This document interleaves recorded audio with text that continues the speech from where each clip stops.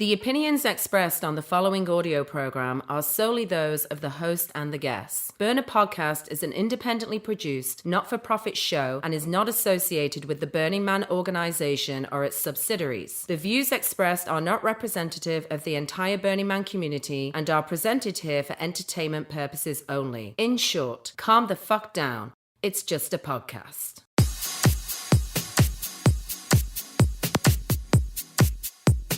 Hey, it's episode B163, and it is 24 days till the man burns as of this particular recording. So yeah, right up top, this episode is for the virgins. After 11-ish years of doing this show, we realized that maybe it's finally time to do one for the ones making their first ever pilgrimage to Black Rock City. Maybe, finally. Due to the exponential rise in coverage of Burning Man on social media and now on HBO Max documentaries and various other places, we are anticipating an influx of folks discovering Burning Man. I'm doing that in quotes because people discovering Burning Man is certainly nothing new. What is new, however, is that there is, shall we say, a new strand of virgins spreading across the playa. Folks who discovered Burning Man not via a more direct invitation as we used to a decade or so ago. Historically, it had been this like mysterious call to adventure to check out this thing in the desert that cannot be described. But in the past few years, the number of new burners who learned about Burning Man via social media influencers has, as you might imagine, increased. Simply because discovery of new experiences via social media influencers is now a part of general human culture. So, bitching and whining about how it's changed because of Instagram and shit, I think is kind of fucking dumb. Burning Man is always changing, and someone and something has always ruined Burning Man every year. This is the world we live in now. Humans discover things via social media. So let's get the fuck over that part. It's our job as experienced burners, as it has always been, to enculturate the newest members of our global community. So it is in that spirit that we coordinated today's super fun conversation. In a few moments, you'll be hearing the voices of Superglue, Magician, and Sam. No playa name yet for Sam. Playa names arrive at their own leisure, but listen, he's really fucking hot. I know you can't see him because this is audio only, but trust me, really makes up for his monosyllabic non-playa name. Anyway, Superglue, Magician, and Sam. That's who's on the show today. Our production team, which is, me and a couple of other guys drunk texting each other, has been looking for the perfect roundtable of folks to have this exact discussion with. We'll get into a lot more details about this during the chat, of course, but the long and short of it is that among this crew, they've had the exact direct experience enculturating large groups of revelers turned burners. Their home on playa for the past 3 to 4 years has been Twilight Language. If you had attended Burning Man this past couple of years, there is no way you missed Twilight Language. Their DJ lineup was apeshit. Their dance floor was more active than half of Esplanade, and the vibes were just off the chains, or ropes, if ropes are your thing. It was, I can confidently report, the choice destination every night with different groups I happened to be hanging out with. And there's no other way to put this. It was just a fucking cool place to be, and all of the cool kids were in attendance, and I'm doing quoties around cool, and what comes with that behind the scenes from a leadership standpoint with that size and that kind of DJ lineup is often a lot of virgin burners. So this crew had the firsthand experience of running all these camp logistics and balancing that with shepherding a lot of virgins. And between the three, they have just the right amount of years under their belts to serve as relatable reference points. So, dear listener, if this is your very first time and you're finding your footing in our culture, or if you're a long-time listener and maybe you're a long-time burner tuning in for the first time ever, suspiciously, I hope you enjoy today's chat. I hope this episode ends with you eager to forward it to someone you know who happens to be attending their very first Burning Man, or Burner Regional, or any other burner happening. We'll be referencing the 10 principles quite a bit, obviously, but instead of building this whole thing around listing off the principles, which has been kind of done to death, I thought it would be a lot more fun to follow the hero's journey of attending your first ever burn. If you're not familiar with the hero's journey, fret not. I'll explain it in just a sec when the conversation starts. And after listening to today's show, you should most definitely do go listen to episode 105 of this show, the 10 Principles episode, finally, with Halcyon. That one covers the living shit out of all things 10 Principles. But right now, let's get into today's conversation with Superglue Magician and Sam. Today's episode is entitled, So You're Going to Burning Man. I go by Mr. Arash, even though nobody calls me Mr. Welcome to Burner Podcast.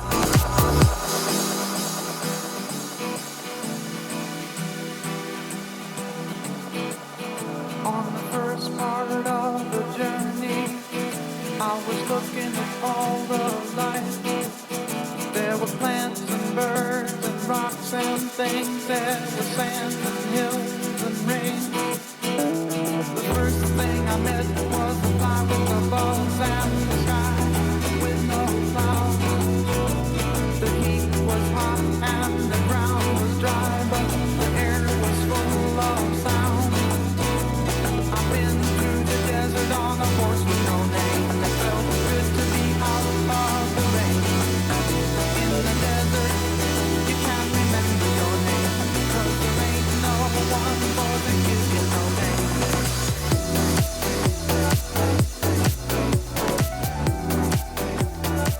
Set the stage. And you all got the notes and everything. Just like, I'm going to try to go on it like through a hero's journey of somebody going on this experience. Is anybody not familiar with a hero's journey?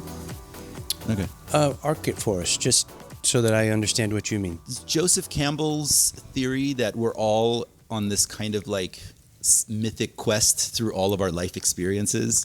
Okay. Star Wars famously like just basically took the hero's journey and slapped a bunch of characters in there. Sure. He's like, we're just going to follow this step by step. Yeah. And it's like a very common structure in storytelling because it's kind of like many epic stories. Yeah. Hold the My life hero is one path. big hero's journey. Yeah, sure. Yeah. everybody's life is one big hero's journey and is also you're having a bunch of smaller ones Right. all the time. Right. And it's like If you're doing it right. Yeah. Ideally, yeah. Unless you're like fighting against it, right? Yeah. Or But it's- you're just not doing anything at all. Right. And right. just existing. I don't know. I would argue it is entirely possible that someone is having a hero's journey just like dragging around the house and not like knowing it. smoking weed and eating and Playing like video games. Yeah. That's a hero's They're journey. crossing the threshold when they go to the bathroom and then they're approaching their innermost cave when they're trying to decide if they're going to have Doritos or pizza. Like, no, it applies to everything. Okay. It's like I stand corrected. It's the golden ratio of Human experience. Yeah. Huh. I never thought about describing it that way. Until Does this happening to also all of include us. chemical imbalances? yeah, all of it. Okay. It applies D. to everything. Right. Yeah. And I think like going to Burning Man is like it follows the mapping of it so perfectly. Because first you're in the ordinary world, this is the general structure. You're in the ordinary world, you're in the default world. You're just like going about your day. You might have, like many people have had this experience where you're going about, like you're just going to your day job, you're going to happy hour, like you're stuck in this like circle. It's the normal, and then you get the call to adventure because your crazy fucking hippie third cousin that you haven't seen in 2 decades says, hey, I think you should go to Burning Man. I have a ticket for you. And you're like, fucking let's go. And like, but no, it doesn't do that. At first you refuse it. First there's the call to adventure and then there's the refusal. No, I can't. I got to get to work on Monday.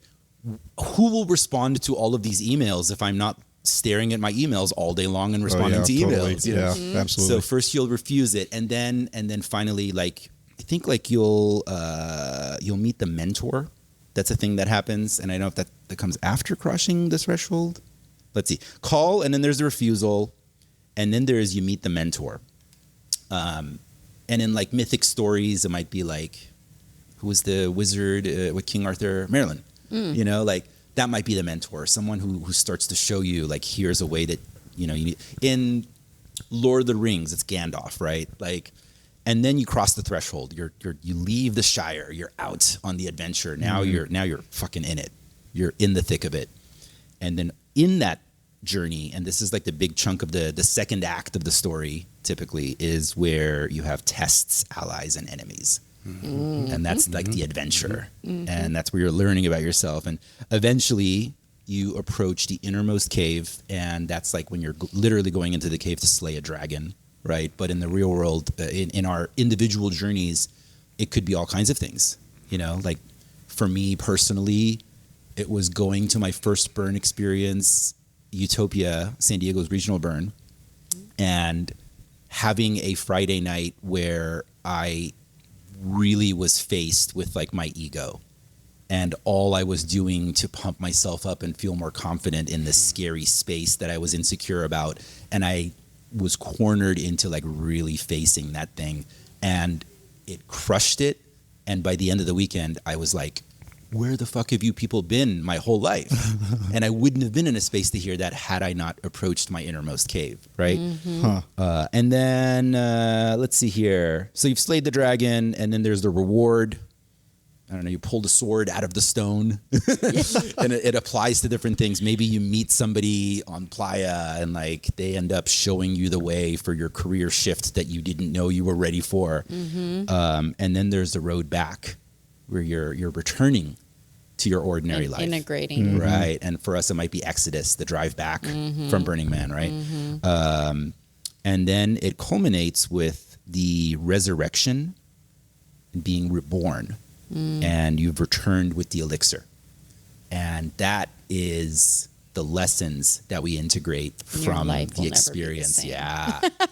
After you get through like post-born blues or whatever, right? So, so yeah, I was like, this just maps so perfectly. So we're gonna like follow that journey and kind of go through each of those sections. And I have some ideas about stuff to explore, and I think it's gonna inspire things for you all to explore.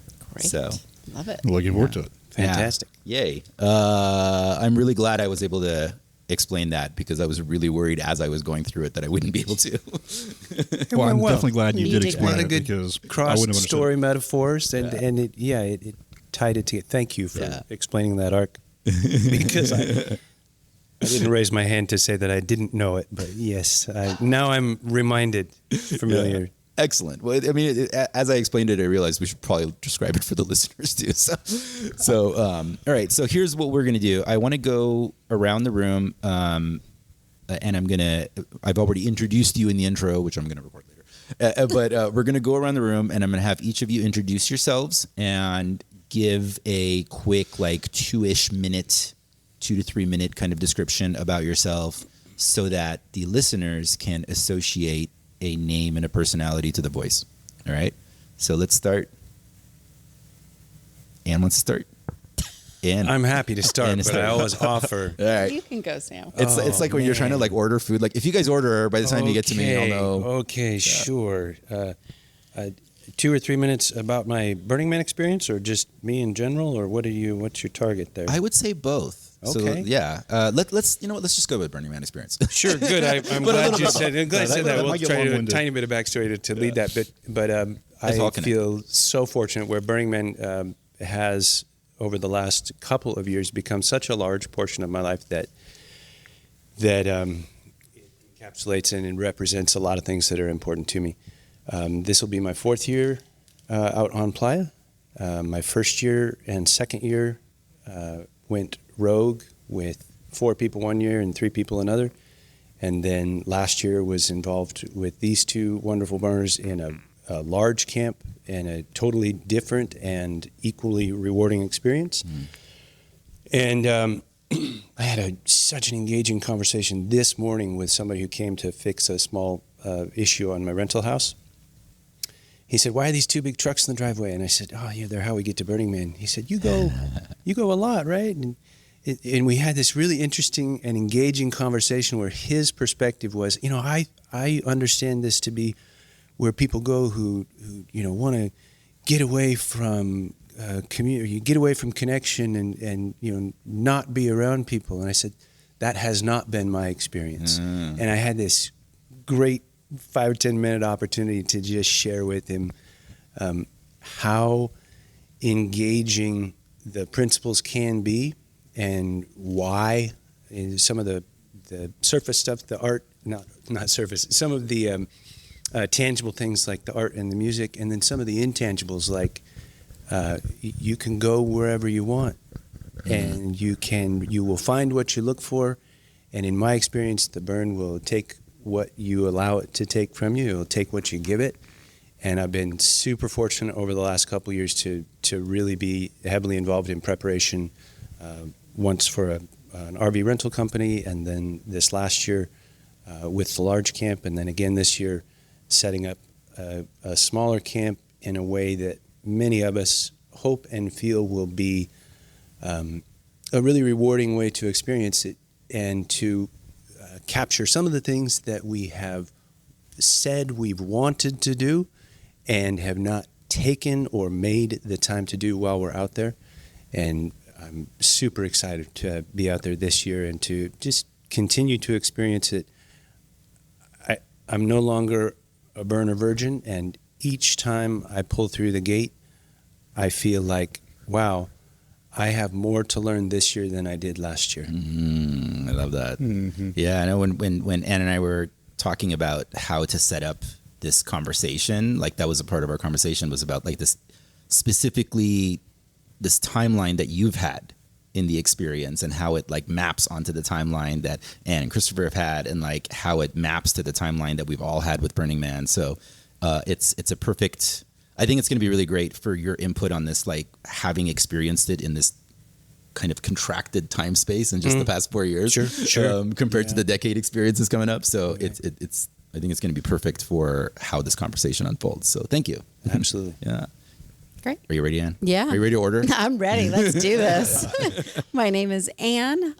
This will be my 10th burn. As Jono told me, congratulations, you are getting your degree. My bachelor's degree. Next is master's and so forth. So I'm very excited for this burn.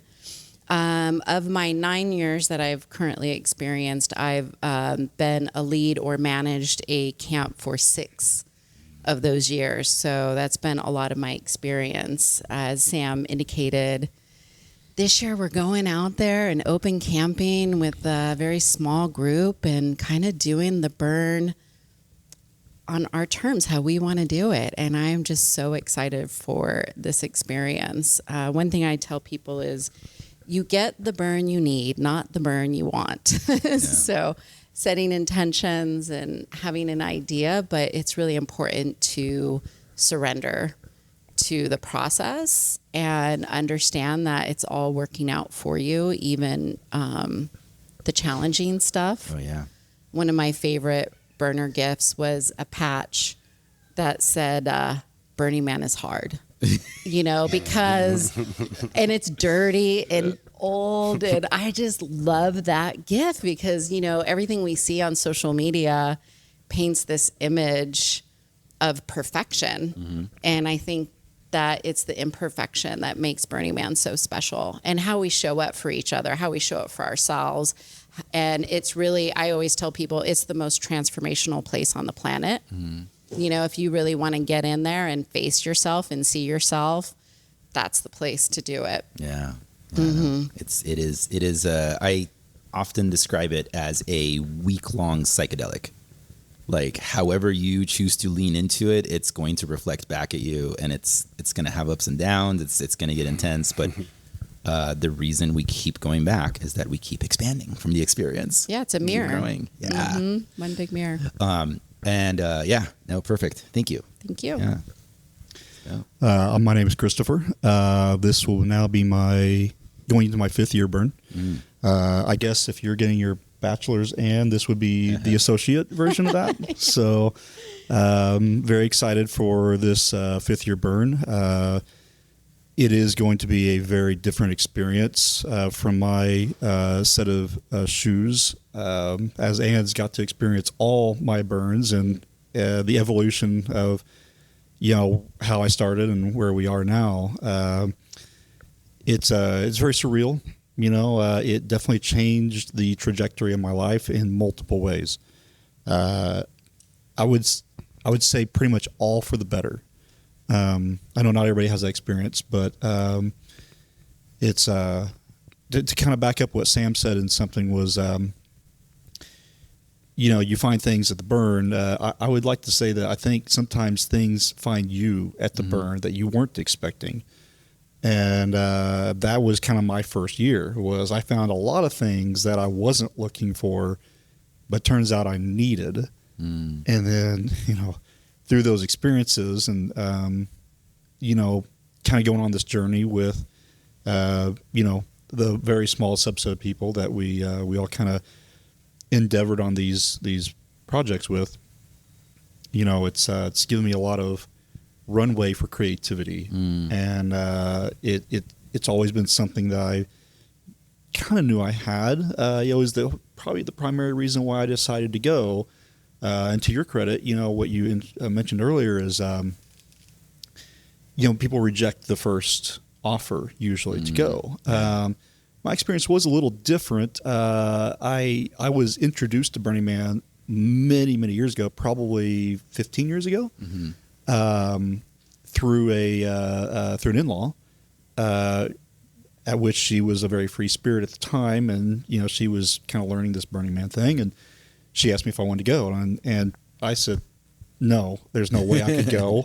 That's, I guess I did reject the first time, but now I think about it, but it was all because it was like I was running a company at the time, my father-in-law's company, and I said, this is my busiest time of year. There's no way I can go to this thing, and I'm not going with you because you're engaged to this other guy. Your cousin, my wife, would not appreciate me going to something like this with you and nobody else. So it was a rejection. It was. But the second attempt, I was in a much different place in my life, career-wise. And the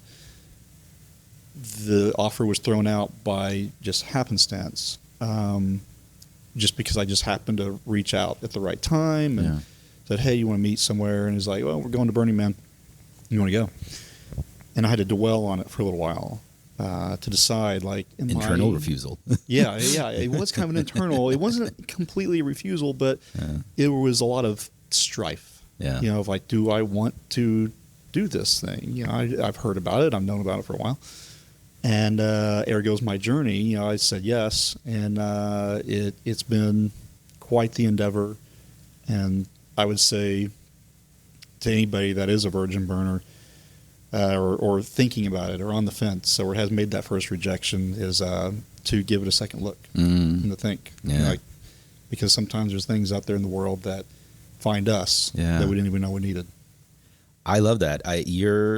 Your story basically covered our first chapter, like the ordinary world and the refusal. Which I was trying to figure out how we're going to introduce and gloss over, but like basic that, there you go. We covered it. Okay, great. Yeah. Perfect. So if you're listening to this, chances are you've already had this back and forth and you're like, maybe you're in that refusal part. If you're listening to it in the next couple of weeks, you're probably on your way. And you've already accepted it. No. All right. You can come say hi. All right. So we have left the ordinary world, and meeting the mentor is the next step. And so I want to say, like, even like for this episode, the inspiration behind doing this conversation is Larry Harvey, the publicly known, everybody, like the founder of Burning Man as we know him. He famously said on multiple occasions that every time somebody says the sentence "somebody should," you own the rest of that sentence. So part of the reason that today's conversation came together is that I've been in a bunch of conversations over the past couple of years with crusty old burners who are like, man, it's, the kids these days and the Instagram, and it's so much different than it used to be. And then they'll just like vent story after story, some of which we'll share in today's conversation, I'm sure, about like ways that like people really are just like dropping the ball on learning how it works and how to be. And I'm hearing these stories and going, well, it's our job to help enculturate the newer crew. So we are the mentors. Yeah. I had amazing mentors who taught me a lot before I even set foot on Playa. Mm-hmm. But this crew particularly, y'all have had experiences with having to do that on the fly and then developing almost like, for lack of a better description, a program to like really get that going sooner. And that comes as a direct result of the experience that you had running camp. So if you can share some of that, that'd be great. And then we can kind of like establish sort of the next steps in this journey. Well, I think the biggest mentor for me was actually going to regional burns before going to the actual burn and learning from there. One thing when we decided to connect with Twilight Language, this last camp that we've been a part of for the last 4 years, there were a lot of virgins coming in. And for me, I said, I want to make sure that they're properly educated. So coming in from that place of we're going to start with the principles. So I sort of had a process each year where I would work with the virgins coming in so that they fully understood, because there is social media and they are getting one version of Burning Man, and there's so much that's missed in that process. So starting with the principles was always the first one, and then getting them engaged. Okay, please read these principles. I would send them videos, virgin videos, and then tell me what's your favorite principle. And I would open the discussion on a group chat to get them going and participate in the process from the beginning and educate. I love that, because I always say that your burn actually starts like long before you make it to Burning Man. When you choose. Yeah. The moment you choose. Yeah. And participation is a part of that. It's a big part of it. Yeah. My question is, what is like the most, something unexpected, like that you're surprised at how much social media view of Burning Man has influenced people, that you find having to regularly talk to newer burners about? What pops out in your mind as perhaps a particular experience you had interacting with a virgin and you're like, oh yeah, that's the reaction I'm looking for? Does this include people in the default world pre-Burning Man? Absolutely. Okay. Yeah. I mean, I'll take this one if you want me to. Hit it. I think the response that you get from the vast majority of people that are unfamiliar with what Burning Man really is, but they saw it on YouTube, or they saw it on Instagram, or name your social media site, and the only thing they really know is the narrative that the influencer or the person providing the video or the commentary gave them. They never really thought, well, what else could it be? They just take it at face value. So now we have to explain beyond what that really is. You know, like what you saw is a microcosm of one element out of many. And for me, you know, in the part of the world I come from, I constantly have to, I'll just use the word explain what the orgy dome really is. God, the media loves the orgy dome. Right. You know, it just so happens we were so lucky enough to camp right next door to them one year. So, you know, not that I intentionally ventured over there to find out what it was, but, you know, it's just one of many things, of elements. And so kind of what the synopsis I've kind of come to realize is that Burning Man is described as a big city, and that's exactly what it is. We don't control individually what happens there, and the same stuff happens there that happens in any other city. You know, when people say, oh, well, I would never go to Burning Man because of this. Well, does that mean you're going to move out of the town that you live in? Because I can almost guarantee you what happens at Burning Man happens somewhere within a 10-mile radius of you, where you live.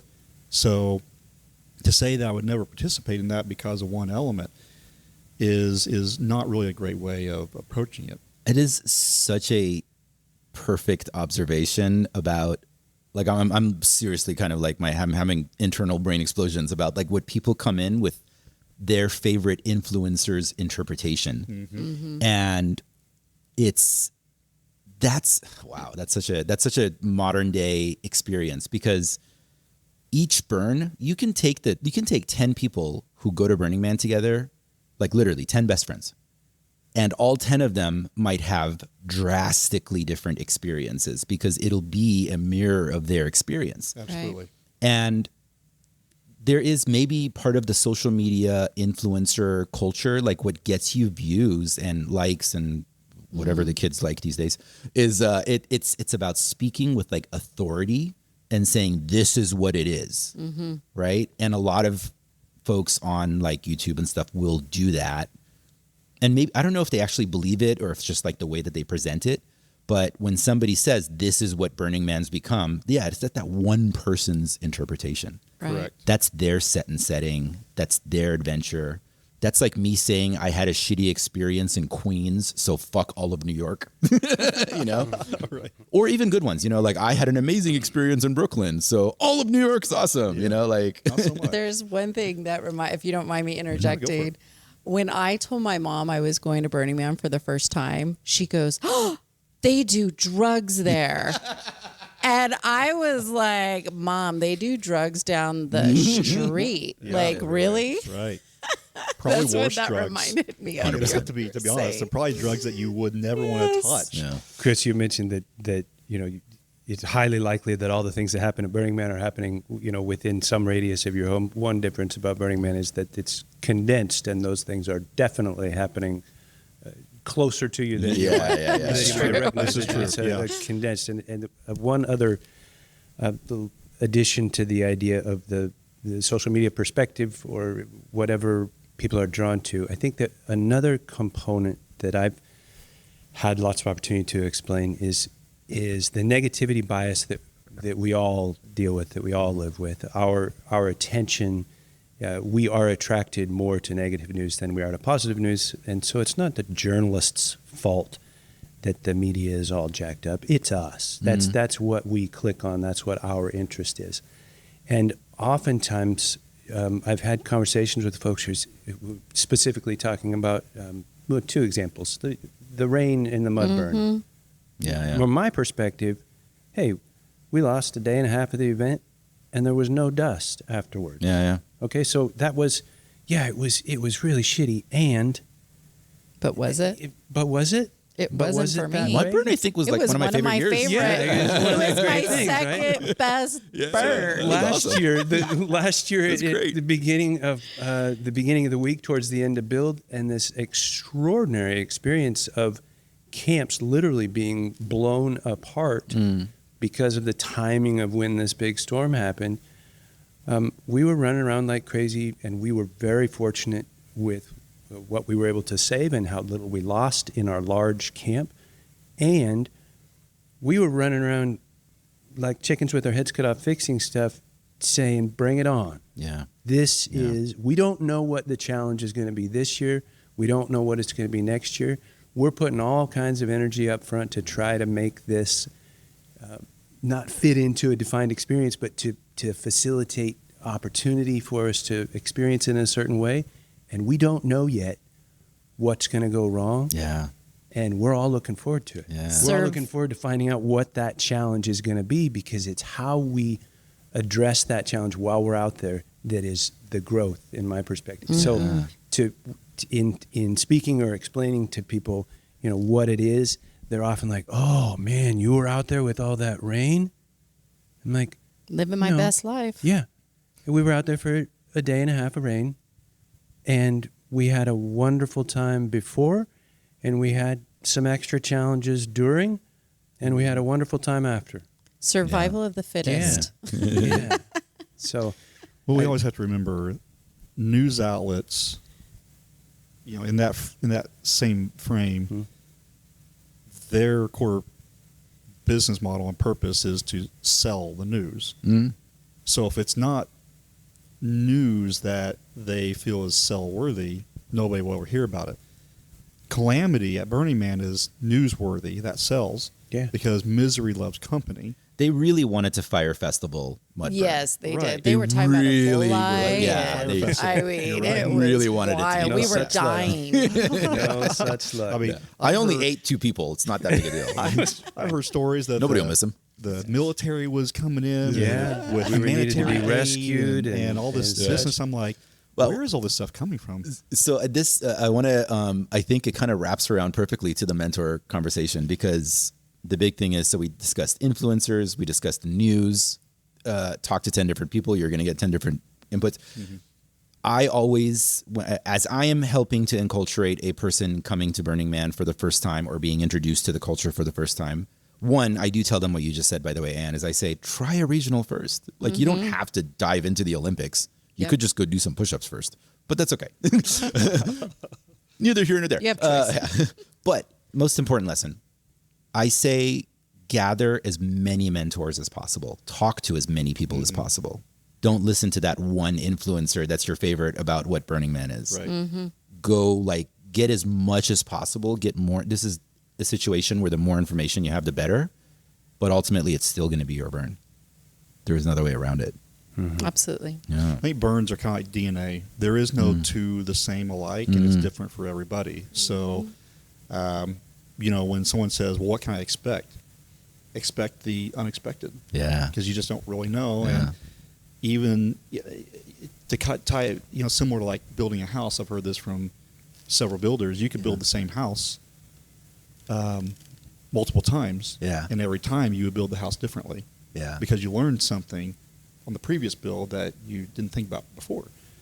Every burn is different. Yeah. And for the individual, my 4 burns, every one of them has been different.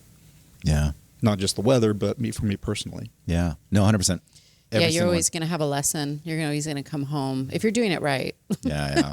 Yeah. Guy, I can tell you this. Definitely, I think this was the last time, because people always ask me, like, what's your intention for this burn? And I've, like, sat down, I've done all this journaling, I've set all these intentions. Honestly, it took me 10 years to go, fuck all with the intentions. Like, it seems like the burn's biggest lesson for me the past decade has been, fuck your intentions. You need to just Yeah. surrender. Yeah. This is the one time and place a year that I just have to completely surrender. Yeah. I have no idea what's coming. So perfect. We're next is crossing the threshold. You've met your mentors, and crossing the threshold. It could be when you accept the ticket. It could be when you're literally coming into the city. It could be your first regional. I want to know kind of like what examples come up for you as like what crossing the threshold is. When is the actual commitment? Well, for me, I had been wanting to go to Burning Man since the early 2000s. I was always hanging out with burners. And when the time came that I could actually go, I got pregnant. So it delayed everything till 2015. And I remember feeling so bummed out because all my burner friends, back then I was in LA, were going to the burn. And I kind of felt, and I was hanging out with all these burners that had been to Burning Man. And I always felt this energy of like, well, you're not really a burner because you've never been a Burning Man, even though I really was a burner, always was, Oh, yeah. it just was in my soul. So I always felt kind of bummed about that. And my one girlfriend said, stop stressing about it. You'll know when it's your time. The burn will call you. And that year I had lucid dreams that I was on the playa. And I was like, that's it. I'm coming home. I'm in. Let's do this. I'm going. That was 2014 when the dreams started coming in. And I was there before I was ever there. So that's my personal experience. And then it was like, prepare. And when I got to the burn, I was so prepared. That first year I got a low income ticket. And I had done so much research, and I roll up and I researched everything, exactly when to drive in, timing. I get to the dirt and my wheels don't stop turning. And I'm like, it's not supposed to be like this. I get to will call, and I have my cooler and my chair and my umbrella and snacks to share and gifts to give out. And I go up there and there's not one person in line and all the windows are open. And I'm like, what is happening right now? I This had week, this right? little This week. angel on my shoulder. My whole burn was like that. Every porta potty I went to was freshly cleaned. It was Nice. just magic. So that was my experience of crossing the threshold. Boy, that was definitely a lucid dream. Never a clean had porta had that potty. experience Yeah. again. But I know multiple people for whom long before they got a ticket that they started having dreams. yeah. Yeah, it's like it is a thing that starts to happen. Yeah. A person that I helped attend like their first regional had like visions of it before even meeting me, like on DMT. Right. and then she's like walking around the regional and going like, I was supposed to be here. It's deja vu. Yeah. Weird. Yeah. Weird shit. So cool. Do you have any thoughts on that? Mine might be. Personally, my example of crossing the threshold is maybe a little more. It's not quite as unique. It was the process of arriving on Playa the first time driving in. It, maybe more literal than you mean, but for when I got off the pavement and that process of getting to the gate, there was a 2 or 3 hour wait, and that period of time with the 4 of us that were going in, 2 of whom were sleeping in the back, and it became so real to climb out of the RV and climb up on top and look and be like, whoa, oh, I don't know. I've done all kinds of preparation. We had tried to go in the late teens. We were invited in 2020 before it was canceled. We considered going in 21, and it just was never right and never right and never right. And then in 23, it was right. And for it to become real was such an engaging experience to get there and be like, wow, I've been wanting to do this for 8 or 10 years, Yeah. and I've talked to 50 people who have done it, and I've been invited to 10 different camps, and I had no idea, even with all of my framework and understanding, I was prepared, we were well prepared, and we were radically self-reliant, and still that process of getting out there and getting into the city and finding a place to park and setting stuff up was such a welcome to me. And it was like, this is better than I thought it was going to be. And it's Sunday. Wow. This is going to be incredible. And later that day, had an extraordinary initial experience with an artist who was struggling setting up his piece of art right on an Esplanade. And I had something at my camp that he needed, and he didn't have time to run back to Reno, and he wasn't going to get it done. Wow. And I was like, I have those. I love that. I'll be back. I'll be back in a half an hour. And I went and got it for him, and it was such, it was just all-encompassing to get there, and then it's a matter of 6 or 8 hours or whatever, just to be blasted with so much new experience and so much opportunity. And that was my crossing the threshold, and I've That's great because run look, after that ever since. the Playa provides. Yeah. People always say that. That's an Yeah. example of the Playa provides. Yeah, absolutely. It's not. Yeah. Don't worry about food. Yeah, don't Yeah, bring provisions. That's not what that means. It's not Sparkle Pony. My biggest annoyance, the water thing is the one that blows my mind. Like you can listen to 11 years of podcasts and see that I don't get haughty about much, but the water thing is like, it just doesn't match your outfit. And I've like literally like last year, there was like 2 different people that I watched on the brink of death who looked amazing, by the way. Their outfits and hair, spectacular, but they're literally like falling apart. And somebody had to come give them water. This couple walked up to me in the middle of like open playa, and the guy couldn't even formulate sentences. He just started going, water, water. And I'm like, here. And I gave him my water, and him and his girlfriend like drank it all down. And I'm like, why would you, I don't understand how you think this doesn't apply to you. Right. Yeah. Like, I don't get it. And it was like in the middle of the week. So they'd been there for a few days, I'm guessing, unless they just showed up for the party. One of the few things I get haughty about. Rightfully so. I mean, it's a very fair point. Yeah. Yeah.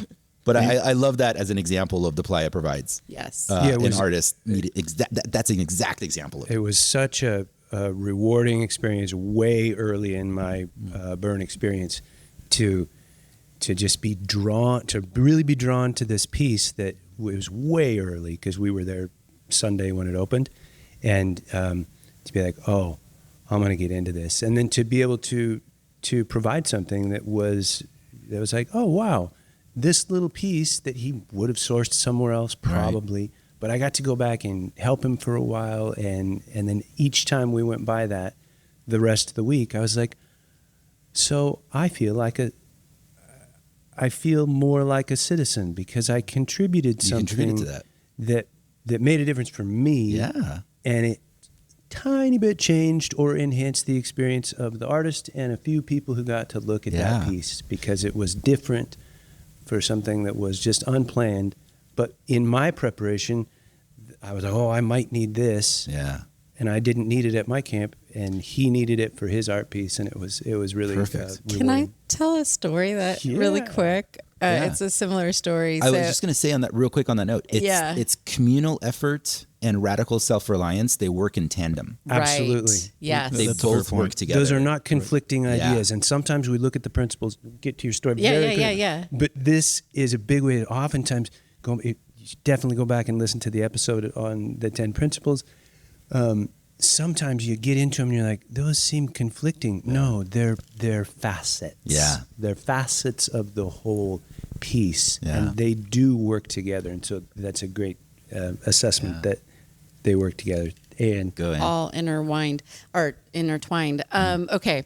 My worst burn, 2017, the one that hardest burn. My hardest burn. Thank you. The hardest Burning Man is hard. It destroyed me, and it was everything I needed to change my life. And I'm out there, and I kind of was like, went into the trailer and told everybody, let me know when Burning Man's over. It was like Wednesday.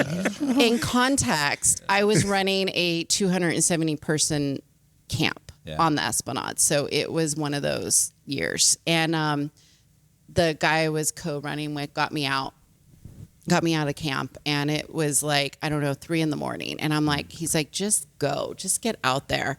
So I go, I think it's Friday, and I'm looking around and I'm like, all right, what am I grabbing with me? Obviously my water and my thing. And, water first. I look around and I'm like, I'm going to grab these Cheez-Its, and I stick them in my tray. I don't eat Cheez-Its. Okay. I brought Cheez-Its because the guy that started the camp, his wife loves Cheez-Its. She always has Cheez-Its. So I grabbed a box in her honor, and I take off to the playa, and I end up at this art piece that was the Phoenix. Remember the Phoenix art piece? I actually ended up at this small dinky art piece, and some people were telling me, oh, they're burning the Phoenix at sunrise. And I'm like, a Phoenix? Yeah, that's where I need to be. Go out there, sunrise, the Phoenix is burning. The vibe was incredible. The music was great. It was sunrise. And this girl in front of me turns around and she goes, oh, are those Cheez-Its? And I'm like, yeah. She's like, can I please have them? I was about to go back to camp to get Cheez-Its. And I'm like, I clearly brought these for you. Yeah, that happens a lot. I think burns in general are a law of attraction amplifier. Yes. We're all just like in tune with the same frequency, and then that kind of stuff happens. Right. People who are total atheists the rest of the year will play the manifestation game on Playa. A lot of synchronicities out there. A lot of synchronicities. All amplified. No, the hardest burns are, I mean, God, this last burn for me, I think, was the hardest one. And it was brutal. And as a direct result of how hard I got my ass kicked, I am probably in the best shape of my life now. Yeah. Because the whole time in the middle of that, I'm like, nope, not ready to be in this space. Started a yoga practice the instant I got back to default. Like I am like everything is shifted as a direct result, and I feel like probably at 44 better than I've ever felt in my human body. And it was because this last burn beat the shit out of me. Yeah. So if you're having an ass kicking burn, that's okay. Just know it's happening for you. Yeah. And we're transitioning in sort of to like this. We already did, I think, transition to the next thing, which is tests, allies, and enemies in the hero's journey. And You'll find a lot of allies and you'll find a lot of tests. Probably not enemies. Like there are certainly people who don't have your best interest in heart on Playa because it's a fucking city. Yeah. Right. There's thieves there too. Yeah. Yeah. There are All the shitty people there, which is probably actually a good thing to talk about. Yeah. It's, I don't want to like get folks too paranoid, but like, yeah, there's always, of course, you understand there's undercover law enforcement. And one of the things that I do like to share with folks is that I have extensive experience working with law enforcement as a photographer, and the biggest thing that I think citizens who have no experience with law enforcement have a difficult time with understanding is that it is not personal. This person is not personally after you. Your personal emotions in this situation are not that high on the list. They are doing a job. You are the only one that personality is important to. Yeah. Yeah. They are doing a job. And we had a friend who used to say, like, don't force cops to do their job. Yeah. Trust me. A lot of times they're like, I got to fucking pay out paperwork for this now. So just like play along. Don't force them to do their job. But you got to play the game a little bit. Right. Yep. So that's one that comes up. When I talk about tests, allies, and enemies, what comes up for you? Oh gosh, I guess I'm on the hot seat on this one. Gosh, I don't even know where to begin. I think it kind of starts both at Burning Man and outside of Burning Man. If I can draw it out a little bit, to kind of carry on this idea of accepting the Burning Man, you're going to have a lot of people in your direct circle and maybe even outer circle question you. Yeah. Like, why? They could be a direct loved one, but now they're becoming a foe in a way because now they're trying to hold you back. Like, you made this conscious decision to go. So those people become kind of a quasi enemy in a way of your personal space. Judgment, right. But drawing this back into the burn itself, having predominantly been within a large camp, it didn't start out as a large camp, but it grew very quickly. I think it's always a good principle to always be aware of the people, even within your own camp. Do they have your best interest at heart? Because at the end of the day, everybody is there to have their experience. There's a very famous saying for that, and so it's I'll let others figure what that out is, what that is, because they'll hear it. But yeah, to your point, there's a lot of people out there with ill will intentions, but there's a lot more people with great intentions. So yeah, that's the thing. There is that percentage of people exist. It's just at Burning Man, the percentage is a lot smaller than a real city, like than a full-time city, let's say, not a real one. It's probably the opposite, right? Yeah, like the 80-20 thing. Yeah, right. Sure. Yeah. Yeah. A lot more Most people have your best interest at heart, but that can dilute some folks into thinking everyone does, and that's part of the test. Right. Yes. Learning how to remain optimistic in the face of something like that. Because I've seen this situation where people really have their heart broken with something, like their bike gets stolen. Yeah. And their entire burn goes to shit from that because they had this one experience. Yeah. Right. Discernment. I too. think that's a big test. Yeah. Thank you for that revelation. What other stuff comes up for you from allies? I already yelled about hydrate. Oh, this is a camp thing, and with your experience with small to large camp in your journey, there are, especially a lot of newer folks, especially if they're coming internationally, I feel like part of this feeling might exist that their camp is basically like their hotel, right, and everything else they're doing to integrate is outside of their hotel, which is what the default experience is. What thoughts do you have on that? I started with going rogue the first 2 years, so we weren't certainly not a placed camp, and we were barely a camp. You know, we were 2 RVs.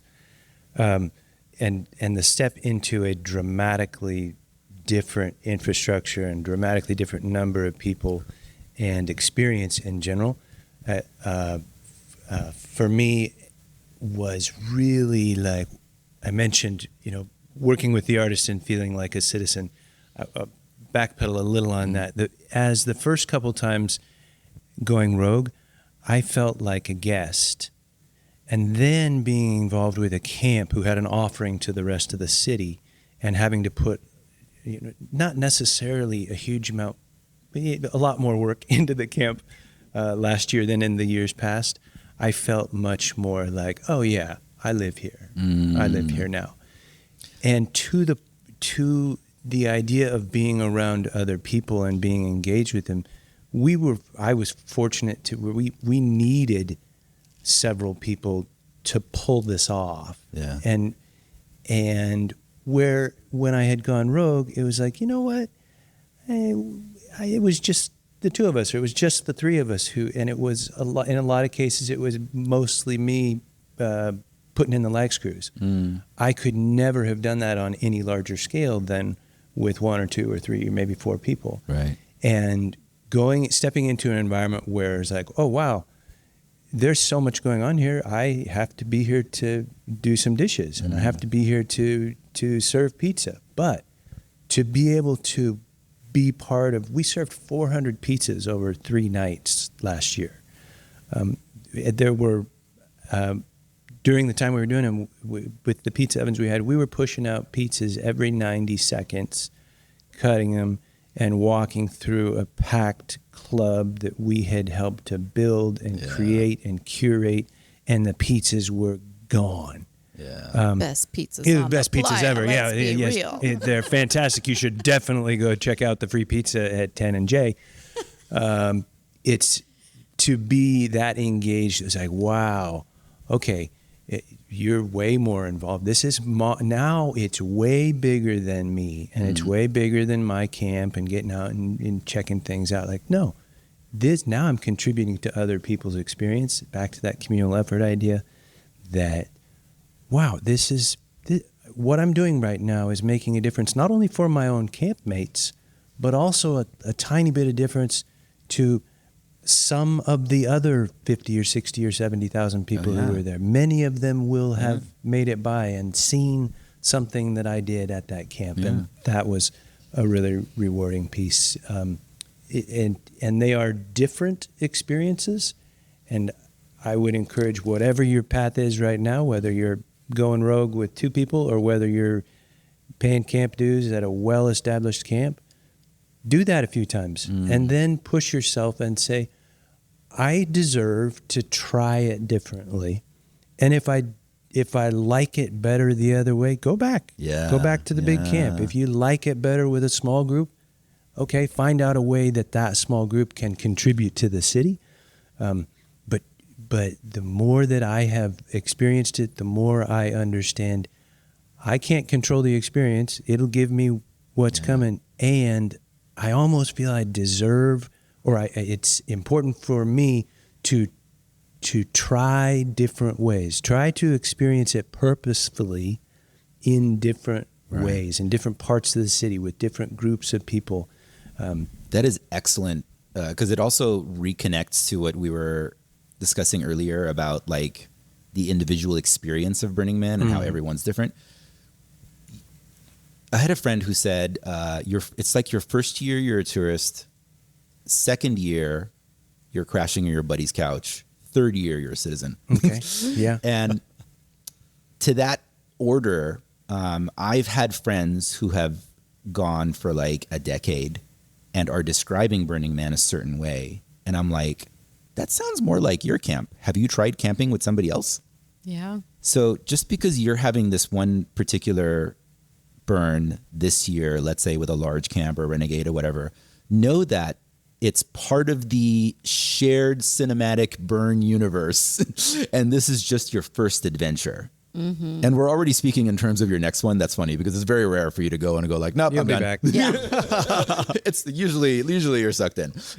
Usually. And, yeah. And then next time And you you're can welcome. Yeah. I did a big camp last year, and I was like, nah, I don't want to do that. Yep. And I've been going for like 11 years. So, it can be different every year for you. For everybody, it is a completely different adventure, and it completely resets. So whatever experience you have on Playa, whatever tests, allies, and enemies you encounter, there is zero guarantee that you'll have that again next Sometimes the test you're encountering is yourself. year. 100%. Coming up against yourself and seeing where your thresholds are, where your buttons are. Oh my God, are you going to get triggered? And what a gift that is. What a gift that is to see like, ooh, these are my shadows. This is an area of my life that I get to work on. This is what I get to bring back to the default world and work on. You know, you mentioned that being triggered. You made a comment that it kind of rings up my head. It was like 2 years ago. You go, Chris, I've never really seen you mad before. Like, I want to see you get mad. I'm like, I don't think you want to see me get mad. And then I know where he's going with she this. saw it, and I was like, I didn't know I could really unload like that. But Yeah, baby. it was a very much a trigger moment where multiple things compounded, and then that snap happened. He had a trauma moment, or not a tantrum. It was beautiful. Yeah. I don't know It what was it was. perfection. It was the most something. perfect tantrum on the playa I've God. ever witnessed. Listen, It was if nice. you're It was newer nice. Somehow listeners- Ann and I both got to see it. It was extraordinary. the crazy part. We're This is all lovely. yeah. The crazy part is I don't remember any of it. I remember it, but the snap was so bad that I have no idea who actually witnessed it. Yeah. But apparently- There are And it two was people in this room completely who witnessed reasonable. it. It No was. idea. I agreed with everything he said. It was well earned for. He you know, went. the What did they situation. call when you went black, or what do they say? What's The that blacked out. expression? You go into the black. I Yeah, think you just don't even know what's Yeah. happened. You're Wow. just That's so, actually, that's like actually it's a tunnel yeah, vision. it is a You tunnel have no- vision. Yeah. he had a tantrum. It was it beautiful. was crazy. I didn't really know what that was until a few months ago. I was talking to a close friend of mine that is an agent, an FBI agent, and he talks about the training that they have to go through to realize that scenario. And he explained all to me, and I thought, wow, that's what that was. It's also called losing your shit. Well, yeah, that's what it was. It's a technical We call it term. the PC version, but it's called losing your shit. In I Chris, lost it. Do you remember what the trigger was? Was something about the water or It the was- lines? The, well, like, no, it's they the bathroom, needed- small bathroom. There was so many things. There was a lot of things It layers. that added up. Yeah. But, and this is the thing I want to say yeah. to listeners, it's particularly new folks. You know you're with the right people when you have your tantrum, they have the reaction you just watched. They want to Yeah. like hug you and high five you. Like when you have like your meltdown, that your first epic meltdown is like a rite of passage. Man. Like, Yes. and it's fucking great. Like you're releasing years of pent up shit. Yes. And chances are high you will be surrounded by people who are like, fuck yeah, let that shit out, baby. Yeah, And in- loving you and giving you your space, and there for you to tell you it's okay. I remember be okay. before my first one, I was like talking to a friend. I had, like I said, a bunch of amazing mentors before I ever went to my first Burning Man. And I remember saying to a friend who'd been multiple years, like, yeah, God, I imagine I'll probably cry or something on Wednesday. And she started cracking up. And she's like, oh, honey, Monday.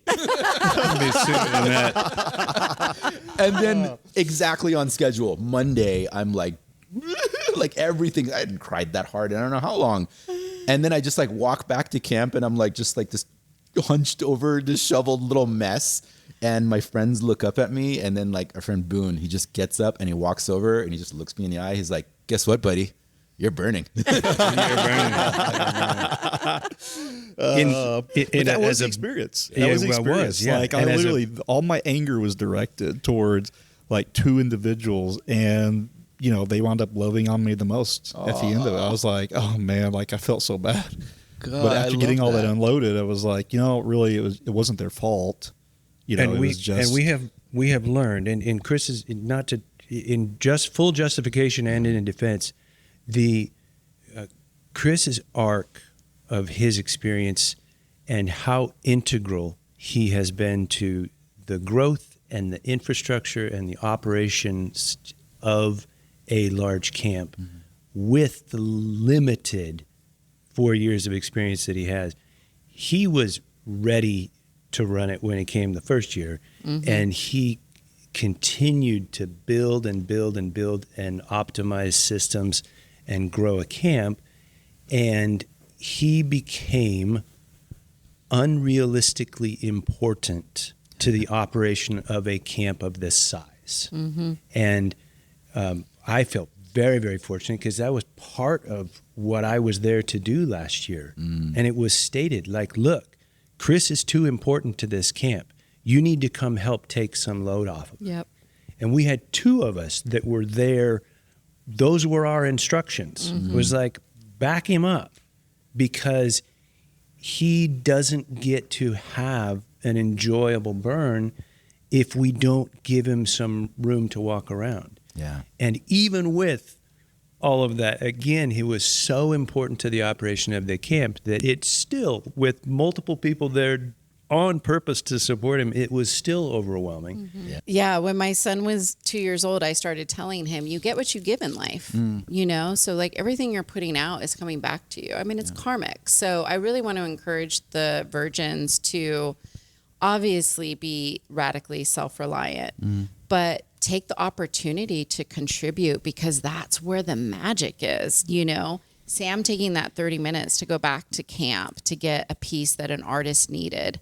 He could have just drove, you know, continued on his way to go experience art and made it more about himself. But he received so much more by contributing in that particular moment. Yeah. And the one thing I just want to say real quick is, not to go back in time, but everything that Sam was saying regarding Chris, which was really touching. There is a reason why Chris is called the magician. Nice. Yeah. That play name was, in true fashion, was given to me by some rando out there that was talking with another one of our campmates about something, you know, part of the endeavor of building these very custom bikes that we built. Somehow dubbed me the magician, and it just kind of stuck. And Appropriately so. But I guess it was very appropriate. So yeah, That's a damn awesome play name, because very often they're about something mildly embarrassing. well, it was Goomba before They're that. not always quite as complimentary as magician. Goomba. Yes. Oh my God, that's really great. Yeah, we can definitely talk about that story if you want. But yeah, so like I kind of analogize kind of what you're getting ready to experience with us this year is because we are going to a smaller camp, and which is a huge relief for me. Because Ann and I have endeavored very diligently to build and build and build and build, because we just kept on growing.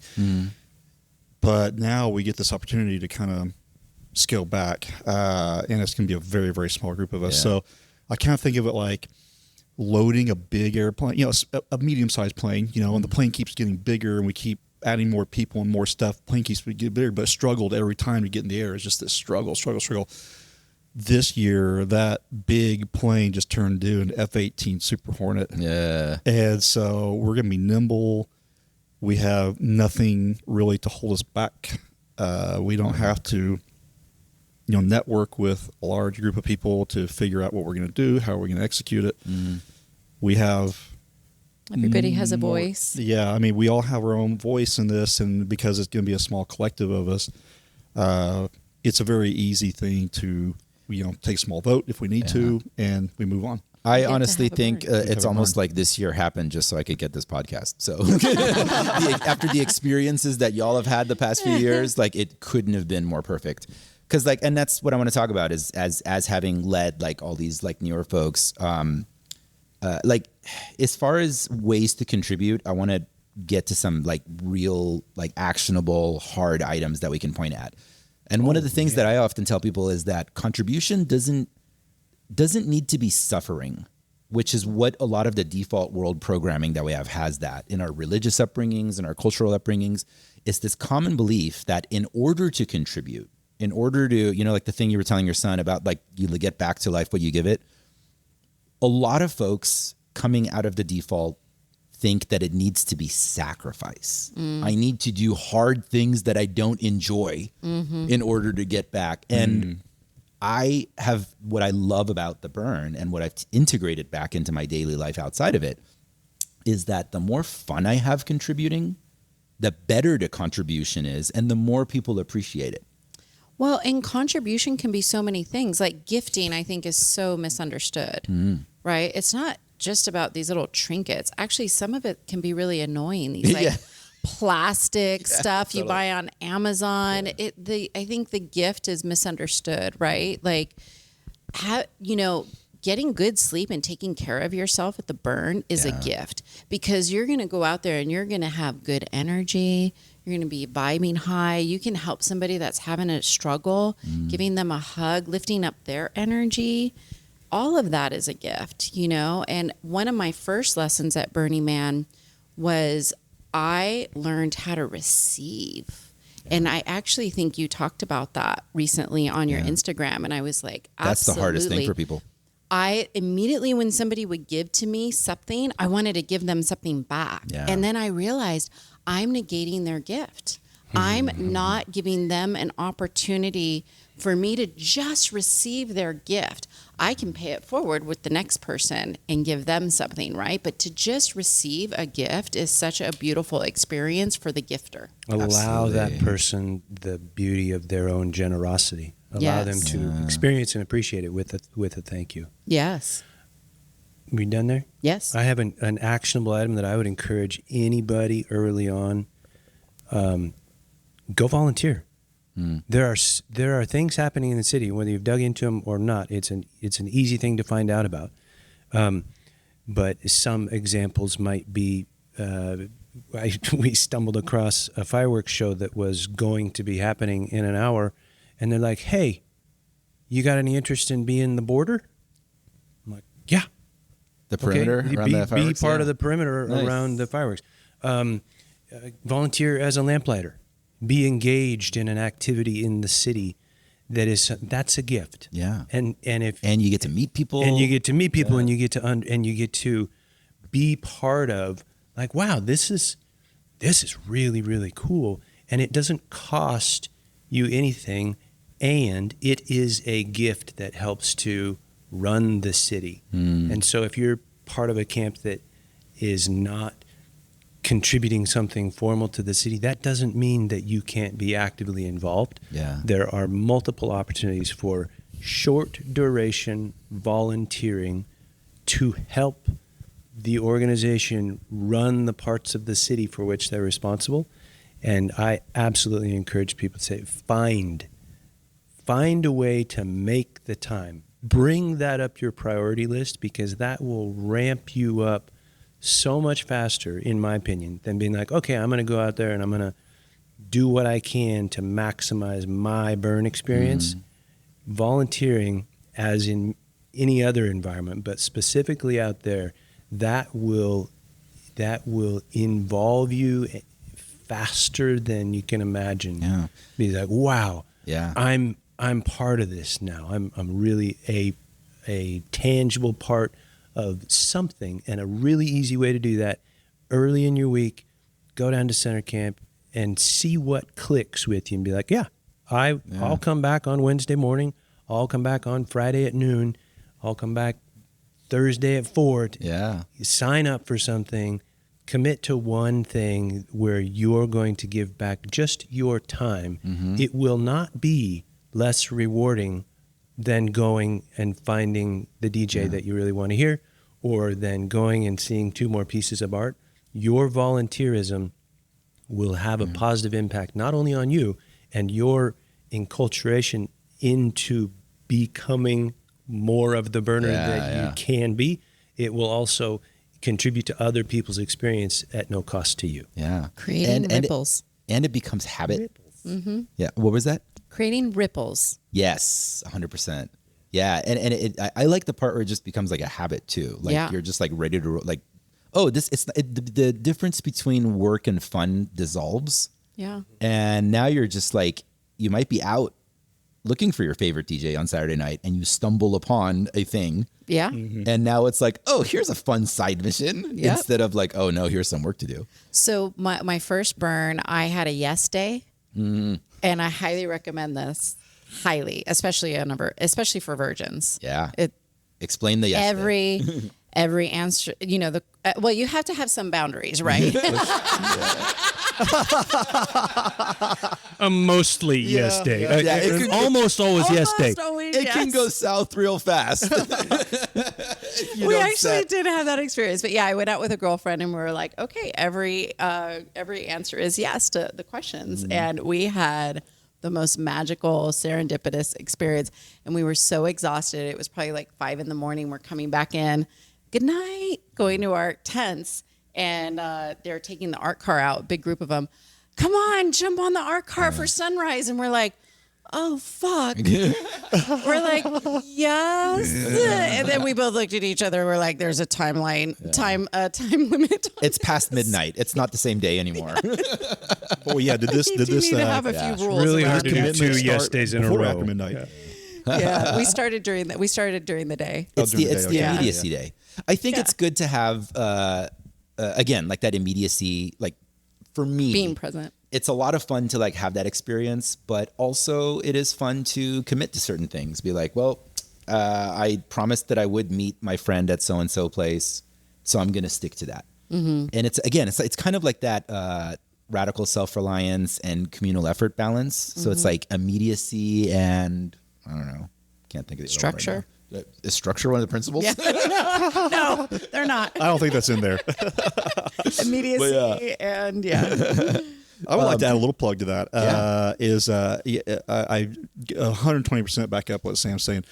I would even go as far as to say, do something outside of your comfort zone. Isn't going to Burning Man going outside your comfort zone? I mean, if you're the virgin burner, sure, it's already a little uncomfortable, but if you're already a seasoned, 2-3 year burner, and you feel yourself getting comfortable again, now do something, volunteer in something that you would normally never volunteer for because it makes you uncomfortable.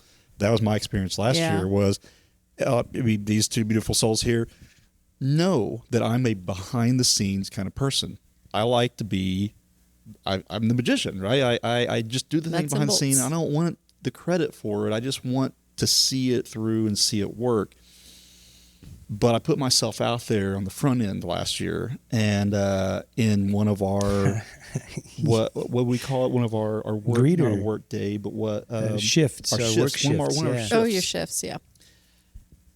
And albeit there might have been a little bit of chemical courage involved, I had the best time. What were you doing? Greeting or I something? was doing greeting. Oh, okay. You're a greeter. And Dressed I up had- as a greeter in front of the club. It was It was fantastic. Were you wearing freaking your top hat? I fantastic. didn't see this. I think I was. Yeah. But Hat. I received the most perfect playa gift during that little excursion, and got to meet a guy, and we cut up for what seemed like 20 minutes, just kind of beating on each other, and it was fun. It wasn't like physical beating, but verbally we were just kind of back and forth. And it all started with this guy pulled up in his little art car, his little mutant.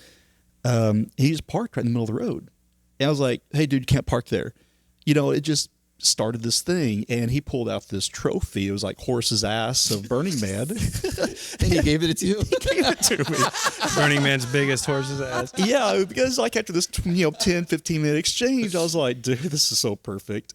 And albeit maybe I'll see him again, maybe I won't, but it was the most beautiful thing. And that will be one of the things I kind of miss, not being part of that big camp. Is like, oh, crap, I can't, sign up for that. There is something beautiful. I remember the 2016.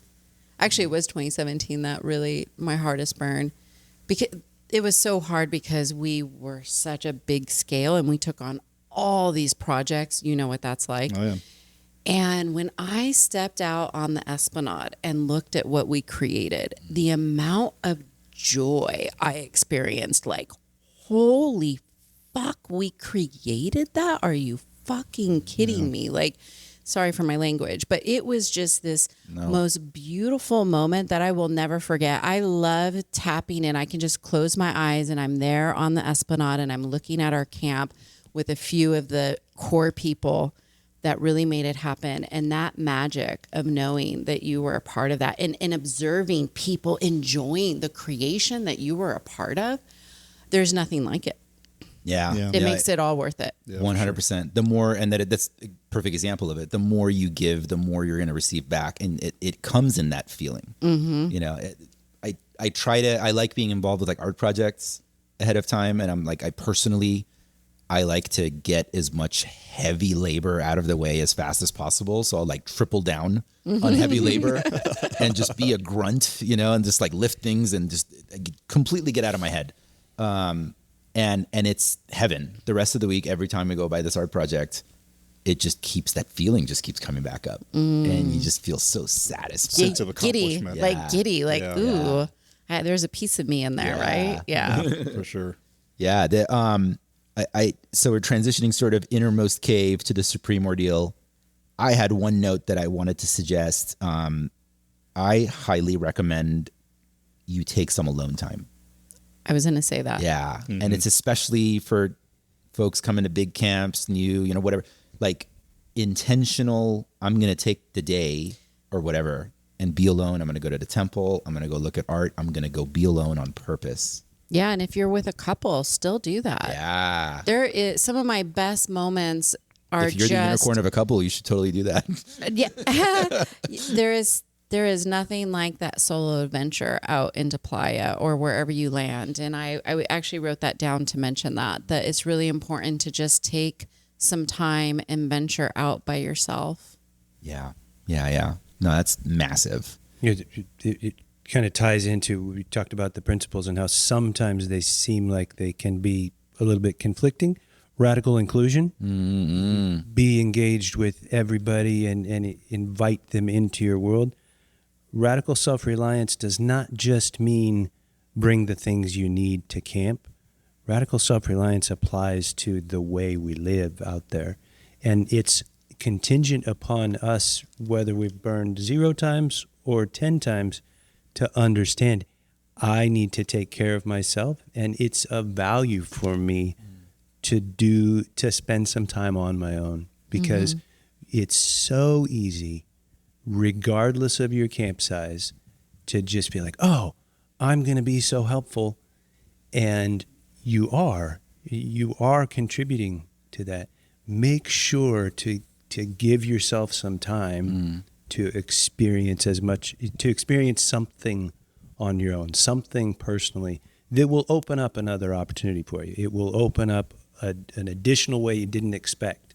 But whether it's a ride around the city or to the man or spend some time in the temple or visit a camp somewhere down on F, that's deep down in there. Look for an opportunity. I'd say volunteer for something and look for some alone time. Yeah. And we've talked quite a bit about, like, each one of these things we've been talking about the reward, which is, towards the end of the journey, the reward that comes from all these experiences. Most of it happens fairly quickly. You don't have to wait till the end of your journey to experience these rewards. Yeah. Do you have any notes on the rewards before we get into the road back? Enjoy them. Well, and also it's like acknowledge them, because, speaking about law of attraction, the more that you acknowledge, the more you'll receive. So if you take a moment to acknowledge the reward, acknowledge the sensation, acknowledge the feeling you're having in that moment, you will continue to attract more of that. Absolutely. I love that. So road back. The road back is is the temple, it's Exodus, tear down. No strike. Ooh. Tear down is part of the road back. Yes. It's not the thing that you need to get. Same thing with Exodus. It's not the thing you need to get out of the way as fast as possible. And you may feel that way. It's been a fucking week. Let's be real. Yeah. But I had 1 year that I didn't have to deal with any sort of Exodus. Usually it's been like a couple of hours or whatever, or it's been, 9. And that's the long wait to like leave the city. One year I had to leave on a medical emergency, and we just like left, and it's just like this one exit. There's nobody there. There's a couple of dudes there and no frills. And it was really sad. It was like, the way I described it, it was like being ripped out of a womb. And that experience of Exodus and like tear down with your camp, working together, leaving no trace, going through and cleaning all your campsite. This is all part of the come down ritual, where it can be an afterglow or a come down, depending on how you interpret it. But I found it to be an imperative part of the overall ceremony of burning. And I want to share with me some of your experiences and thoughts around the road back. I think, as for strike, you've been burning 120% of your energy every day, more so than you normally would in the default world. I mean, you're just really, you burn a lot of energy. So you find out who the real players are, and who's really in it at strike, because by then everyone's exhausted. And separate out the I rookies. think that's where you separate. You find out who's really genuine in this journey, as because they're the ones that are down there picking up the last bits of trash with you. Yeah. There you go. I think we just defined Sparkle Pony. Yeah. We just defined Sparkle Pony, because it's very, and this is, there is for sure some misogynistic bullshit on Playa where like crusty old burners will point at very pretty people and call them Sparkle Ponies. I've personally observed quite a bit of this, like especially like people for whom like fashion is their art, Right. right? I think the term Sparkle Pony gets used It gets unjustly around. a lot. Absolutely. I got called a Sparkle Pony. I mean, my DPW first thinks year, I think. everybody's a Sparkle Pony. Yeah, right. I mean, Yeah, right. no, but I think you just defined it. The Sparkle Pony is the one who dismisses strike and tear down Yes. and LNT. Right. Strike's always challenging in the sense of exactly what you just spoke on, especially when you're a lead, because if you're a lead, you're pretty much contributing the whole time on some level. And when it comes to the end, I think my biggest frustration is the people that didn't take care of themselves. Yeah. And they're partying every freaking night, and they're losing their shit, and they're not taking care of themselves. I remember 2023 was so frustrating. I ended up being sick at strike, but I was taking care of myself. I did go to sleep. I didn't go to Lee Burge sunrise. I was in bed. And everybody's coming back at sunrise, and we're striking. And there were a lot of Sparkle Ponies, quote unquote, all done up in their outfits and complaining and bitching. And I'm just like, wow, I'm at the edge. I'm at the edge. And it's amazing the people that do show up. And I also think there are plenty of, it's unfortunate because people will look at somebody and then automatically label them. And I've had experiences with gorgeous women that are all done up, and their fashion is their art, but they are not Sparkle Ponies. Yeah, These 100%. women are badasses. They are contributing.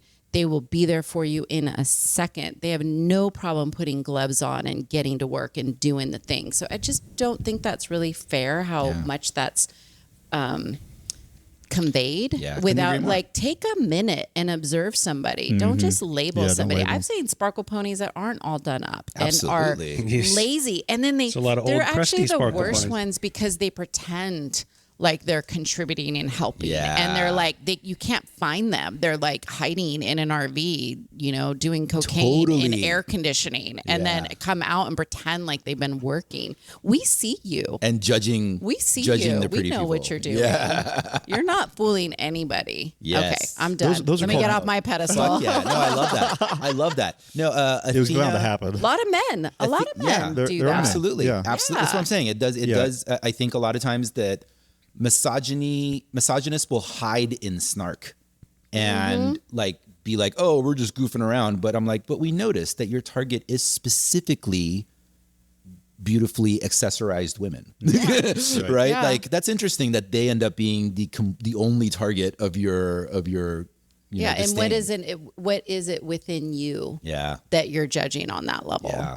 Yeah. Now, Athena Demos, who's legendary LA contact, she's a huge personality in burner world. When I interviewed her for an LA burn story, I remember we talked about how like we were in agreement about this thing. We're like, yeah, I want to build beautiful things so that pretty little butterflies land on it. Like I want pretty little butterflies to land on my art project. Like that's why I made it. Like it's great. Yeah. No, and I love that 11 years of doing this podcast, I fucking defined Sparkle Pony on this episode. Yes. Yes. It's the ones who all of a sudden disappear when that part of the work Yep. comes out. But those And aren't again- really sparkle ponies. I think we could label them as unicorns. Right?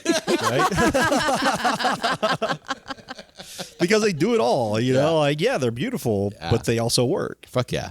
I'm Right? down. So, yeah, I mean, I think we could. Those are the Are you a unicorns. sparkle They're pony or a unicorns. unicorn? Yeah, Well, be a unicorn. be a unicorn. Oh my Unicorn. God, a new sticker. Be a unicorn. Be a in the world of- Yeah, there you go. unicorn in a world of sparkle ponies. Done. Oh my Let's have 'em God, made. I'm buying that right now. If you find me on the playa, and All right, let's make them. I got a Perfect. sticker for you. Perfect. Let's make a bunch of those. Yeah. Before we return to the ordinary world, are there any last thoughts that you have? Things that you want to share? Important advice? It's okay if you don't. Well, think- the one thing, it's not really advice, but I do love living the burn through virgin eyes. That's really special, bringing virgins. So, you know, there's nothing wrong with virgins. I think they get a really bad rap. And if they're properly prepared and understand, know the principles, and are willing to fully participate and contribute, there is nothing better than having a virgin next to you and experiencing the burn through their eyes. Yeah, I want to call that out. Yes, part of the reason that this episode is even happening right now is because I've noticed there seems to be a slight shift happening, maybe just because some of the grumpy, crusty people are being the loudest. But when I came into the community, a regular thing that we would hear is, we love virgins.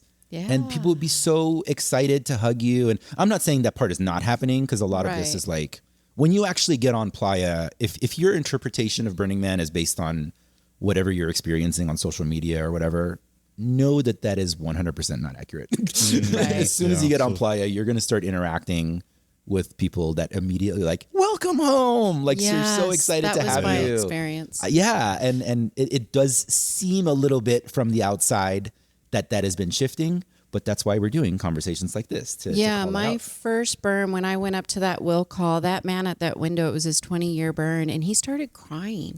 And he held my hand, and he was like, I'm so jealous. And I'm like, why? You've been coming for 20 years. I've been trying to get here. And he's like, because you only get your first burn once. And then my girlfriend's like, I'm hanging out with you. You're having virgin luck. This is amazing. And she got to experience her 10th burn through my virgin eyes. Yes, I love it. Virgins listening, we fucking love you. We are excited to have you. If you have had the slightest inclination from anyone that we are not excited to have you, fuck those people. Yes. Most of us are very excited Yes. to have you there. Yes. I think it's a self-regulating community, and that the virgins that don't enjoy it don't come back. Yeah. And That's the virgins that enjoy it seek out their next opportunity. After my first burn, it was like, hey, this was amazing. I'll probably go another couple times in the next 5 years. Yeah. And this is 4 in a row. And I do not see many signs of stopping. So I'm fortunate that was my path, and many others, including the 2 people that I took the first year and the person that I took the second year. Super unlikely that they will ever go again, because they did not connect with it, and just I wasn't as well prepared to help them experience it, and didn't know what I didn't know. And welcome. Yeah. Welcome Fuck yeah. if it's your first year, or welcome if you've been here far longer than I have. So we are looking forward to seeing you out there. You know, we're getting into the resurrection return with the elixir And that is, I would say, the transition is exactly that. If you have this burn, whatever your burn is, by the way, I think this applies to if you're going to your first regional burn, if you're going to anything. We just happen to be putting out this episode before this year's Burning Man. But if your burn ends with you immediately becoming obsessed with what your gift is going to be to the community, you probably did it right. Good job. Good You're job. a burner. Yeah. You're listening to a podcast that is the result of exactly that. My immediately becoming obsessed with what am I going to do? How am I going to contribute to this community? I mean, the burn was always better next year. That's, Fuck yeah. that's the most famous saying of all. Should have been here next year. Right? Yeah. Let's say, and now returning to the ordinary world, returning with the elixir. Chances are extremely high that you will have your post-burn blues. Most of us do one way or another. Some years it gets more amplified, some it doesn't. It's the biggest advice that I was given by a lot of veterans was don't make any big life decisions within 30 days. Yeah, that's a good one. Yeah. What are your thoughts on returning to the world after your I first think, burn? for me, especially my first couple burns, I had to get right into life because I had a very young child and I didn't get the what's the word I'm looking for? Decompression. The luxury, yes, of decompression. And I think just go easy on yourself. If you can clear your calendar, clear your calendar. Yeah. Don't go to the spa. I highly recommend that. Like, go get your nails done, relax, chill, journal, meditate, walk, take care of your body, put good stuff in your body, but just be as much as you can and don't try to do less. Yeah. If you're able to, it's like people who race back to the office the day after an ayahuasca ceremony. I'm like, what? Yeah. Seriously. Get into nature. Yeah. Get into nature. Yeah. I think especially for virgin burners, it's probably particularly important to keep those things in mind because you just kind of came out of this absolutely otherworldly place and coming back to, the default world, it's your head's still spinning. It's like getting off a roller coaster that just did 10 loops and 20 twists and you're disoriented. You might have been sober the entire time, by the way. Might have been. True. That 100% happens. But it's still going to be a loop. right? You're still going to be disoriented.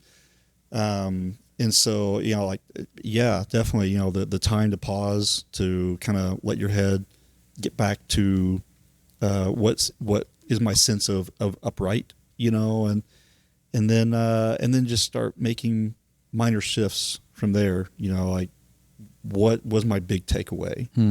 What little lessons did I learn within the big lesson? And is there things in my life that I should maybe make some meaningful shifts on?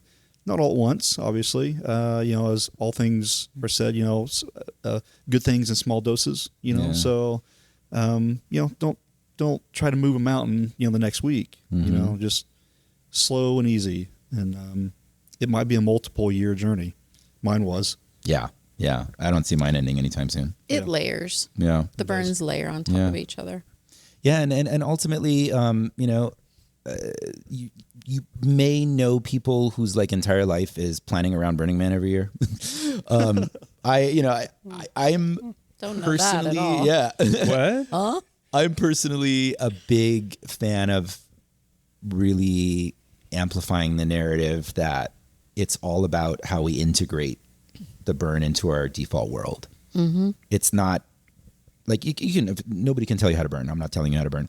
But my experience is I go there in order to upgrade, do software upgrades. Yes. And then I come back to the default and I integrate that. Yes. And Level up. when you're burning all year, that's when you're like, oh yeah, now you're in the flow. Mm-hmm. Do you have any final thoughts before we wrap? Well, there's a sign behind you that Chris pointed out that I think is appropriate.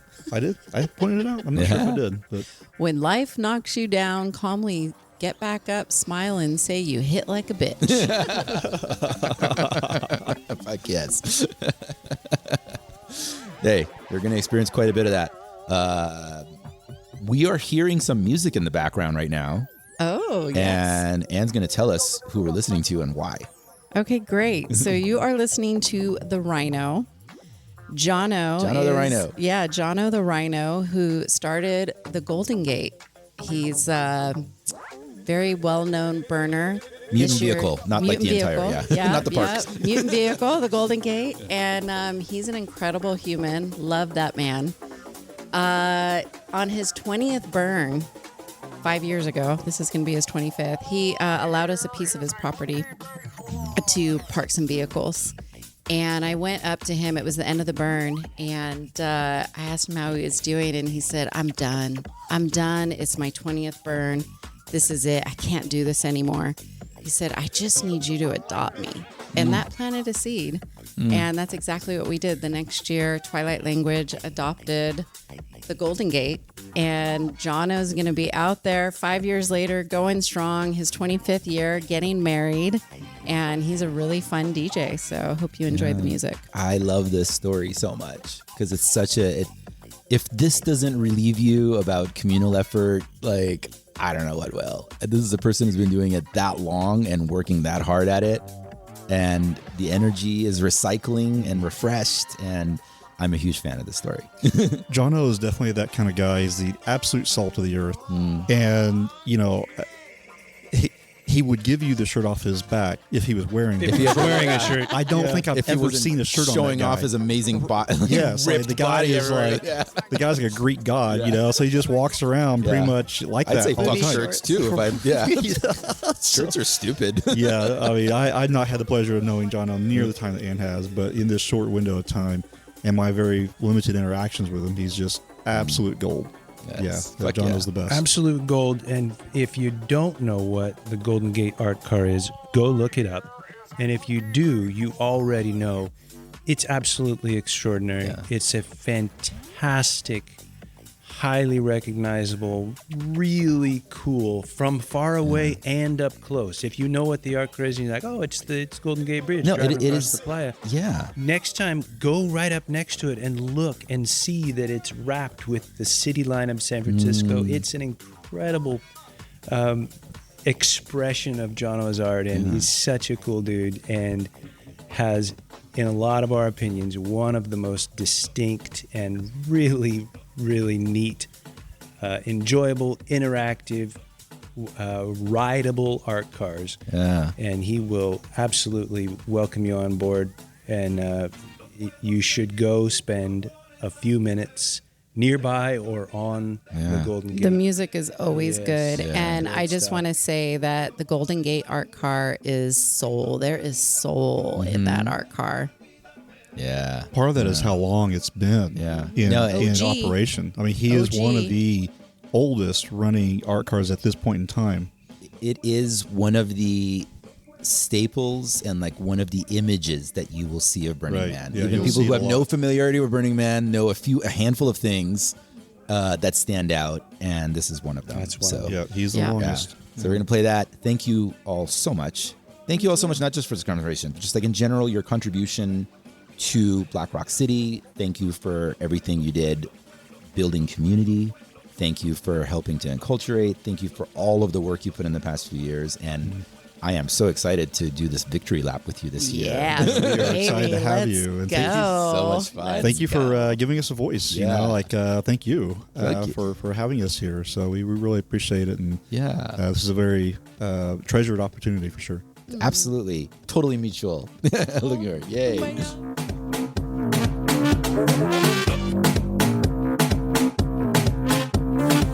The Rhino. That's the DJ set that you are hearing in the background right now. And it was recorded Wednesday night of Africa Burn 2026. That's right, Africa Burn. Oh, you're just now going to your first Burning Man and maybe didn't even know that there were regional burns all around the world and that the biggest one is in South Africa? Check out the rest of the Burner podcast catalog for a tiny little peek at this whole new world you've just entered. Sucker. Say goodbye to whoever it is you used to be and welcome to your new life. Hey, if you loved today's episode, share it with 3 friends. And if you hated it, share it with 3 enemies. Burner Podcast is celebrating its 11th year and is listed among the top 5% of podcasts in the world, according to Listen Notes. Any following that we do have has come entirely from word of mouth, thanks to you, our dear listeners. Please do leave us a review on your podcast platform of choice. And my personal request for you is to make it as snarky or filled with double entendres as you can. Seriously, I really want to fuck with the normies algorithm. Burner Podcast is a show for burners, not for people who just watch Burning Man videos on YouTube.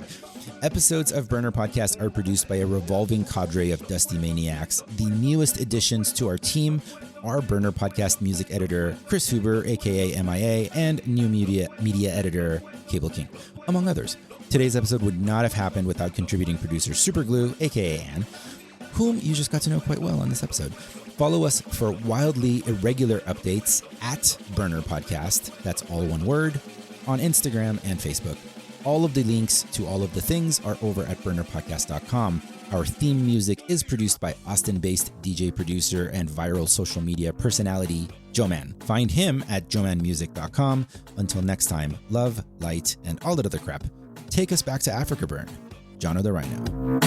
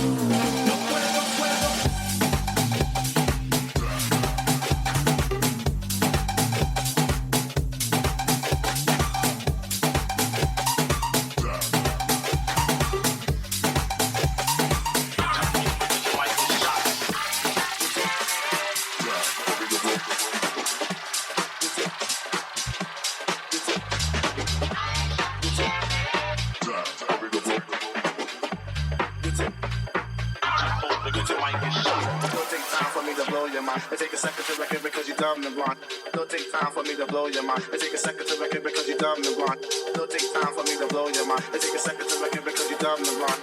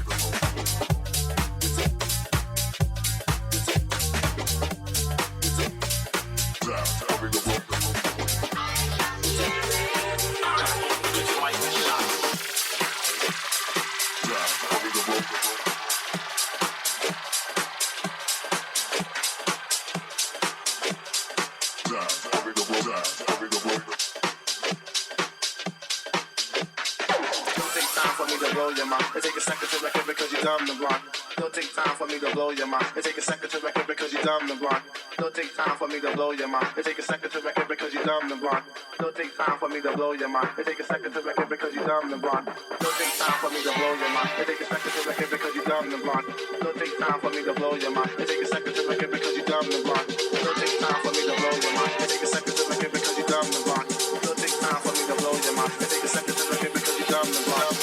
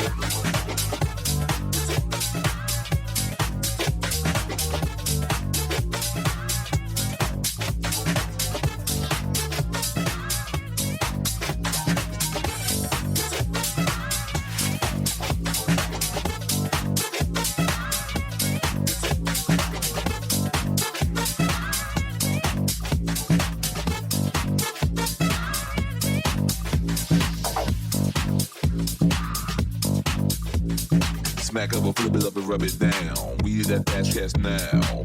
We are the sound of underground. Hear it aloud, you can see the cloud. Chop it, wind it, rewind it. Bait it, can't find focus.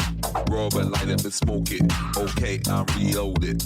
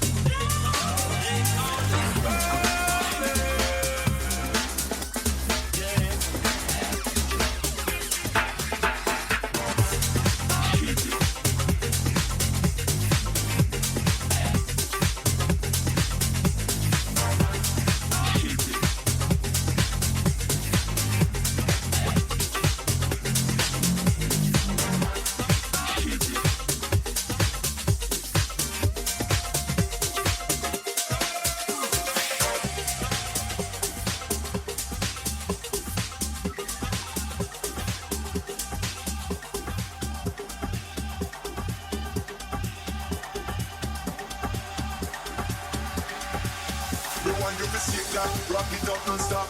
When you a bubble up, man, them a flop. This is shake that, rock it up non-stop. You the hottest non-stop, you the hottest girl around. You see the trend on top. Want you to shake that, rock it up non-stop. When you a bubble up, man, them a flop. This is shake that, rock it up non-stop. You the hottest girl around. You see the trend on top. East, west, north and south. Take it from me, man, a roughness come to the in, out. Me dep on the sound, me not care if you're black, white, yellow or brown. East, west, north and south. Take it from me, man, a roughness come to the in, out. Me dep on the sound, me not care if you're black, white, yellow or brown. It's a sick that, rock it up non-stop.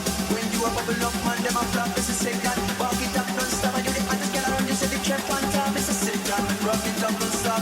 When you a bubble up, man, them a flop. It's a sick that, rock it up non-stop. And you the hottest girl around, you see the trap on top. It's a sick that, rock it up non-stop. When you a bubble up, man, them a flop. It's a sick that, rock it up non-stop. And you the hottest girl around, you see the trap on top. It's a sick that, rock it up non-stop. When you a bubble up, man, them a flop. It's a sick that, rock it up non-stop. Yeah, if you're black, white, yellow or brown, or brown.